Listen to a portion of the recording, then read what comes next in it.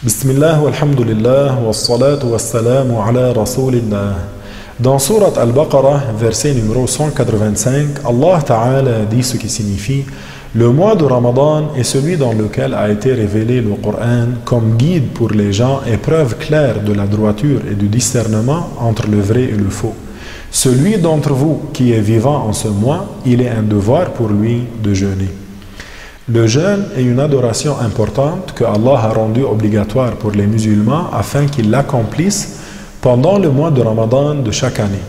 C'est une adoration qui comporte une grande récompense de la part de Allah subhanahu wa ta'ala.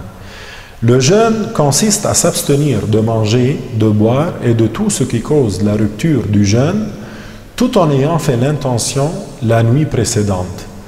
Et ce jeûne s'effectue depuis l'apparition de l'aube jusqu'au coucher du soleil. Ainsi, on dit alors dans le cœur: j'ai l'intention de jeûner le jour qui vient pour accomplir l'obligation du jeûne de Ramadan de cette année par acte de foi et par recherche de l'agrément de Allah Ta'ala. Il y a des choses qui annulent le jeûne, parmi lesquelles manger et boire, même peu de choses si la personne se souvient qu'elle est en train de jeûner.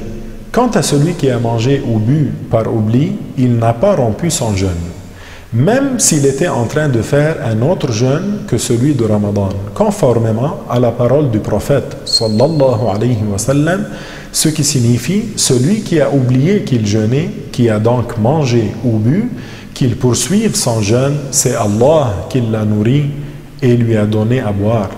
Ce hadith est rapporté par Al-Bukhari. Notez bien que si le jeûneur se fait vomir délibérément en utilisant son doigt par exemple, son jeûne est rompu. Toutefois, s'il a été gagné par le vomissement, son jeûne n'est pas rompu. La goutte dans l'oreille et le nez annule le jeûne, s'il en parvient quelque chose à l'intérieur du corps.